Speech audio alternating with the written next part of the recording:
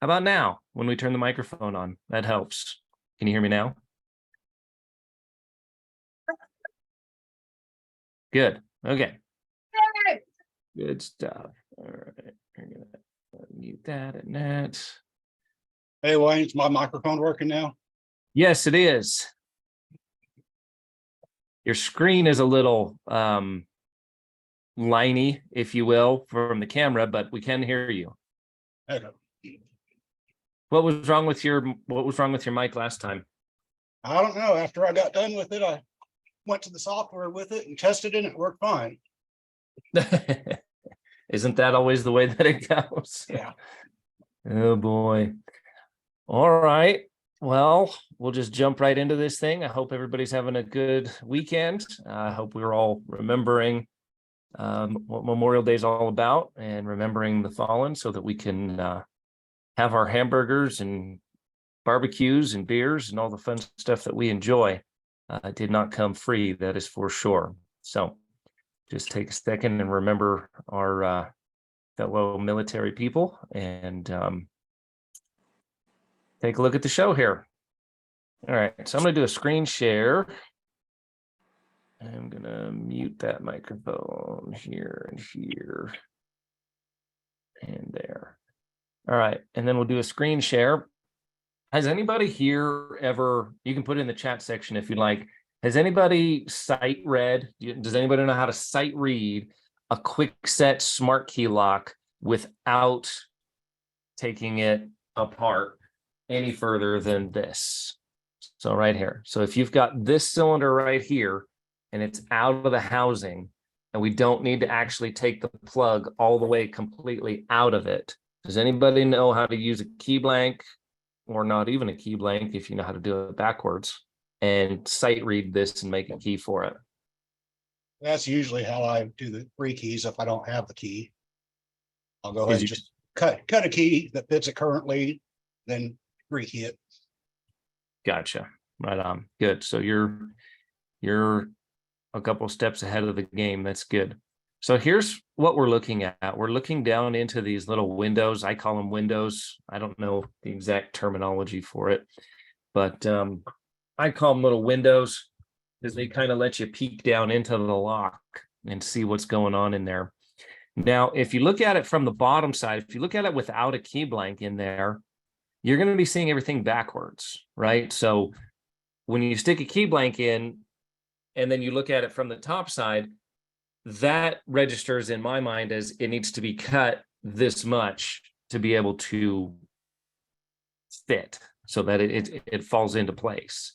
When you look at it backwards, it would be exactly that. It would be a backwards cut. Your deepest cuts would then be your highest peaks. So I'm not trying to confuse people. I'm just saying I personally choose to use the key blank. So I actually take the cylinder, slide a key blank in it, and then it'll push all those wafers up, and then you'll be able to see what's happening. Now, if you're familiar with the smart key system, you'll know how this actually works. And these wafers that we could see in this last picture right here, that little guy right there is one of the wafers that we're talking about, okay? So he's moving up and down inside here, and then there's a big V-notch cut out in the middle of it to allow this sidebar to drop in, okay? So that's you have to understand how it works before we can understand how to sight read it and build a key for it. So here's what it looks like from the bottom side here, okay? You can see big changes. Now, these changes don't mean a lot to the average person. However, to us, this is gold right here. We can use this as information, okay? So this way you could sight read it from the bottom. Just remember, instead of cuts, your lower points are your higher points. And I'm not trying to confuse people. I'm just trying to let you know how it's actually working. Once we slide a key blank into it, and this is my favorite way to do it, because my brain doesn't want to overcomplicate things. It wants to say, I slide a key blank in and I see the cuts. And one of the ways that we actually came up with this method was from sight reading keys on for pin tumbler locks. You take the plug out and you leave all the pins in place and you slide a key blank in and you can see all of your pins on the top and just judging from experience, I can usually get pretty close just by writing the numbers down, taking that key, punching it out on a Ritan or a punch or whatever key machine you have. And it'll show you if you're close. If everything's even, then you hit it on the first try, perfect, and you're good to go from there. But if you needed to cut down, maybe one was, one or two just needed an extra cut on them, then you can go back, you can say, look, we're close, but we got too high, and then make those 2 extra cuts and it fits. Same exact concept works here. As you can see, we start to insert the key blank. It starts to raise these wafers up. Okay. Once it raises them up, you can see how it's starting to bring this one up, and then it'll bring these other ones up as well. It'll give us a much more clear picture as to what's going on inside the lock when we shove that key blank in there. Okay. And then what you want to do with sight reading is you want to get a guess. Your first one is your guess, and I'll just write the numbers down and I'll see how close it is. And the idea is that you want all of these wafers to be even like this. Okay. You don't want them to be up and down and all mixed around like they were up above or on the last one, right? This is not what we want to see, all mixed up all over the place. And this is what we want to see. Everything falling into place, in line. Now, just because you got them all in line doesn't mean that the key is going to turn over and it's going to work. You might have them all in line. You may have all the cuts and the discrepancies correct, but they may all be 1 cut too high or 2 cuts too high or a cut too low. So what I like to do is guess high, because if I guess high, I don't have to scrap a key if I guess too low and then have to start over. I can continue to use that same key. So if I guess this one as 31235, I can then, and I'm wrong, I can then just continue to cut this key down to 42326 and it'll work on the next try. Okay. And here's what those wafers look like, all lined up and ready to turn over. You'll also notice the sidebar is ready to drop into place. Okay, so everything's lined up here and the sidebar is ready to drop into place as well.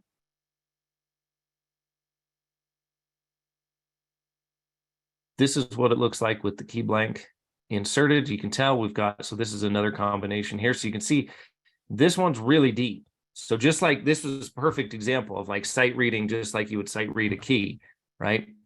About halfway, 4 or 5, got something pretty shallow, 1 or 2, maybe a 3 or 4, 1 or 2, and then we got a 5 or 6 cut over here, okay?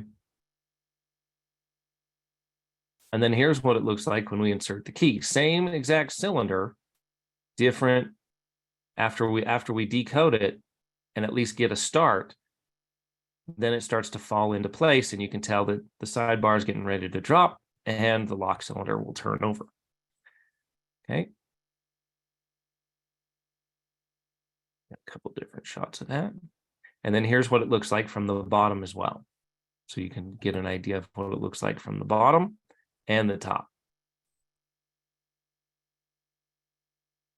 Now here, we're actually gonna kind of go over some of this stuff just a little bit more. But here, I don't know if you guys know this or not, but it appears that Kwikset is getting ready to throw another wrench in our wheelhouse. Brass looking colored keys and something new. It looks to me like we are coming up with a Gen 5 Kwikset smart key. Look at these wafers down here. Can you tell me the difference between these wafers? There's a Gen 4 and there's a Gen 5. And this is brand new. I mean, brand spanking new, brand new. Like went to the hardware store 30 minutes ago new. Okay. So here's a Gen 4 wafer. Here's a Gen 5. We have more cuts. 1, 2, 3, 4, 5, 6, 7, 8, 9. So it looks like they're taking they're probably, in my personal opinion, they're probably trying to consolidate the 9-cut Schleg wafers and be able to use them on both locks. Because if you're not aware of this too, Quickset Smart Key also has a Schleg version or Schleg keywave version of this lock. All right. And it has 9 depths. So now we've got 9 depths. What else do we see that's new about this? Okay, here's the old version.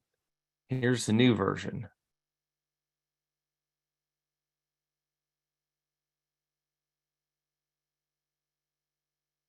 It looks as though the ends are getting some work. So, anybody have the Smart Tech decoder, Quickset Lock Tech Smart Key decoder, fancy electronic one? I put it in a special little case.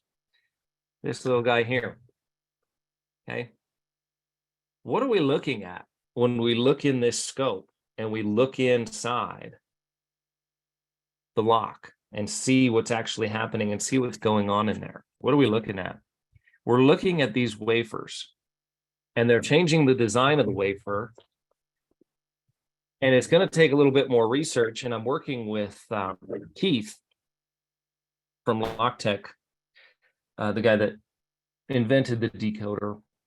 And there could be some possible problems for this and not being able to see all of the same stuff that we've been able to see. So I'm going to leave you on a little bit of a cliffhanger there. And I'll just tell you that we are working with Keith, and he's going to be a guest on this particular podcast one of these days, or this show. And in the very near future, it's not going to be today, but it's going to be in the near future. And we're going to talk a whole lot more about this lock. Okay. Here they are side by side. So things are changing, and Quickset is dead set on throwing us a couple more wrenches in our wheelhouse here. Now I'm going to see if our new video is able to upload, and if not, then we'll just go over to the bench.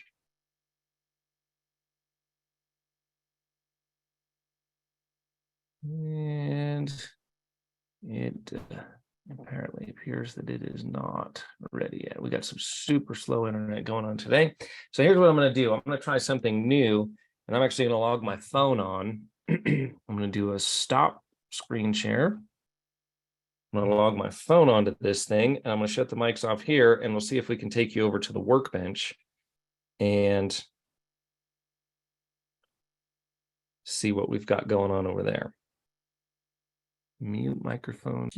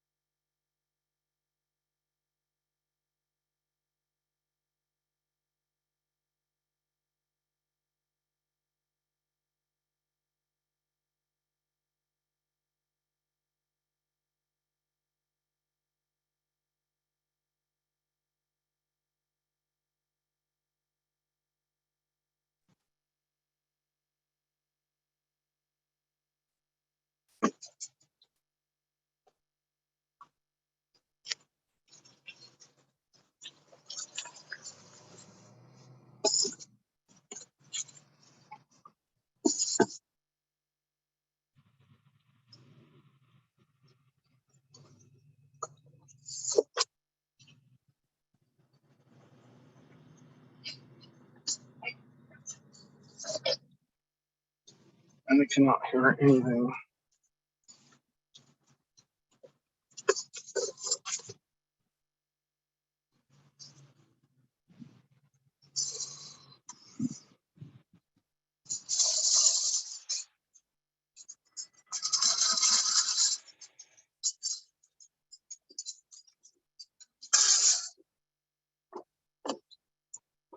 See if it's coming through the car.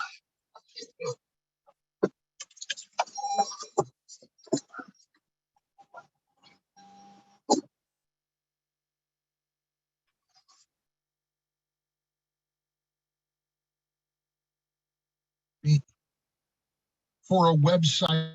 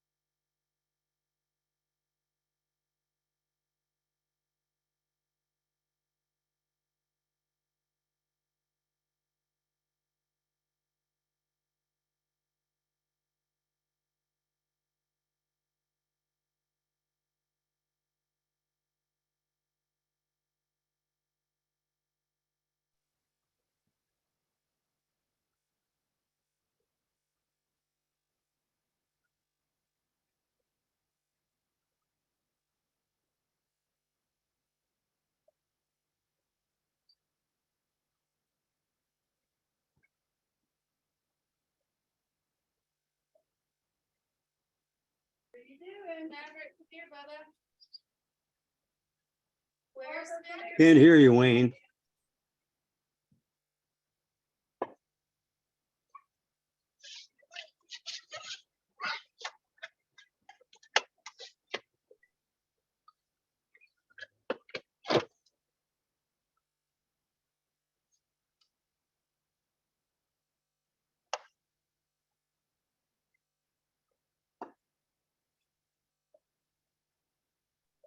Can you hear me now?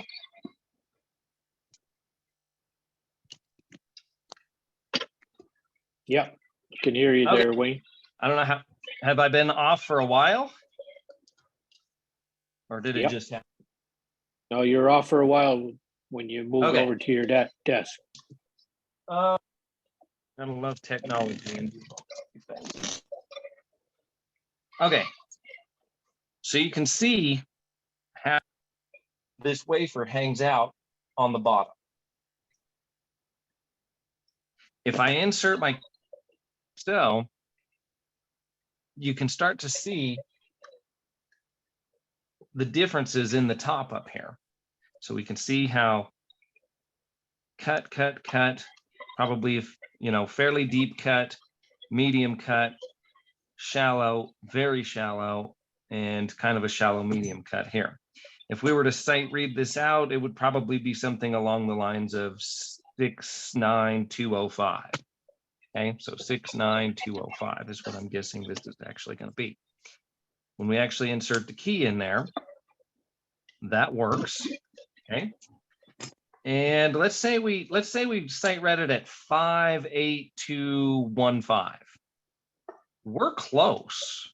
We're very close, but it's not 100% there yet. It's not turning over. All the windows and all of the little wafers are all lined up, but it's not turning over. So this is where I like to go a little bit high, because then if we come back and we cut all of those cuts one cut down, once we have them all flat and straight, that means that you've got fairly close to the code or fairly close to the cuts. Okay, you've got the algorithm correct. You just don't have the exact numbers correct. So we throw it back in the machine and we turn it all, or we cut it all down one more, and all of a sudden, voila, the key works. Okay. And then if we actually take the key, the original key, and put it on a decoder, you can see that it does actually line up with what it says it's supposed to line up with. So here we've got a 6, we've got a 9, we've got a 2, we've got an O, an actual factory O cut from Quickset on a Schlage key blank. Very rare for Schlage to have an O cut, and a 5. All right, so you can get all of that information without ever having to take this lock apart. Okay, does the same thing for the Quickset lock right here. So you'd be able to insert. Obviously, we've got a deeper cut in the back, shallow cut up front, and you can see how these wafers all line up in this manner just from this right here, okay? And then we could take that. This is the key for it. This is the one that's actually going to work it. You can see how all the windows line up, all nice and flat. And if we were to decode this, we'd be sitting at 2, 1, 4, I'm sorry, 3, 6.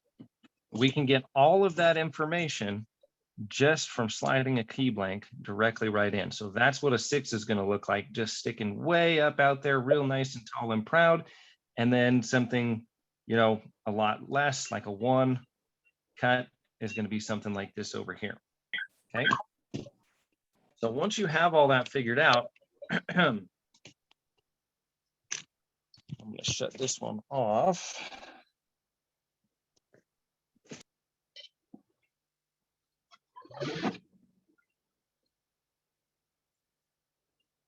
Once you have all that figured out, and once you start to get a gauge for it, I would really highly recommend, it's actually no different than a pin tumbler lock. To get, once you kind of get that algorithm down, and once you start sight reading it and seeing it, you just have a little bit less room. You can't see the perfect line. It's not as distinct. There's more debris in your way, if you will, but it just shows that it can be done, and it can be done extremely easily. It's not as hard as it possibly could be. Now, if you don't have the reset tool or anything like that, or you don't want to bother taking it apart any further than that, this is a great way where you can just make keys for a bunch of cylinders. In fact, I make it a practice to save these and take them out of the field, and I'll have my guys say, you know, we'll save these and use them for training, and say, here, let's make keys for smart keys today. Let's sight read these. Let's go through this. And we'll actually go through and try and make a little training program out of it. That's what we're going to end up doing this month. We're going to go over the same thing, and I'm showing my employees and my people the exact same things that I'm showing you here, so that we can keep those skills sharp. You can train your employees using this information, and it's just going to help everybody do their job just a little bit quicker, a little bit faster, make more money, bring more money in for the company, and it helps everybody all along the way. Does anybody have any questions about sight reading? Does anybody have any questions about what was covered today? And do you have any questions or comments about what could be covered in the new Generation 5 coming up from Kwikset, or what I'm referring to as the Generation 5? Feel free to unmute your microphones. Jim, you got something to say? I pretty much do exactly what you just said. Your mic is off. Try your space bar. What about now? Oh, wait a minute. Maybe my sound is off. There it is. Sorry, go ahead. I pretty much do just what you said. And I do, after I make a key, it's very good to use this technique, because if you come across a house, they don't have keys for half the doors. You do it for one. A key for the rest of them. Yep, And- exactly. And if you mess up, you got a pre-cut key for your next job. That's it. Yeah, there's really no downside to it. So I apologize. I had the sound down on this computer. When I'm going back and forth between phone and computer, I have to turn the sound off, or we'll get some really bad echoing. Any other questions, comments, concerns about sight reading the Kwikset Smart Key Lock in both Kwikset and Schlage Keyways? Yeah, Wayne. Go ahead. Whether I love that reset cradle. Will that Yeah. core fit in the reset cradle? Yeah. So, I mean, I got one of those in every truck and have had for years. They're great. They're great. The only problem with them that I've had is I've had to go through 2 or 3 of them, because it seems like I get about 10 resets out of them and then they break. I don't know if they're making them cheaper now or what, but Well, do you have the red one or the black one? I've had both. Yeah. And I've broken both of them. Have you? And I don't even use them that often, but it seems like it seems like I get maybe a couple resets out of them, and that's about it. That's kind of why I actually started doing more of the sight reading on them, more than anything else. The smart key tool is nice when you can use it or when you need to, but if you do have access to it, taking it apart and just using the cylinder is pretty slick. Has anybody else seen the Generation 5? Has anybody played with it? Did anybody else know that there were some changes made? Haven't seen it, but Okay. as far as the cradle, yeah. We've gone through so many of those things. You've had a bunch of them break too, huh? Oh, yeah. Yeah, I've switched over to, if I do use a tool, I use the better resetter. The better resetter. Gotcha. Yeah. Well, I mean, hey, to each their own, whatever works. If you got them and they work, use them. If you use something different and it works for you, use it for sure. Just know that it is in the works that I will have Keith as a guest on the show. We're going to talk about the Loctech Smart Key Decoder and what it means for the Generation 5. Every single time a thing comes out, a new tool comes out, we will have something that, It makes you feel better. oh my goodness, we're gonna have to end the meeting. Ugh. I do not know who is doing that, and that is annoying. But we've got somebody hacking our meeting here, so we're gonna have to wrap it up. But we'll see you next time, guys.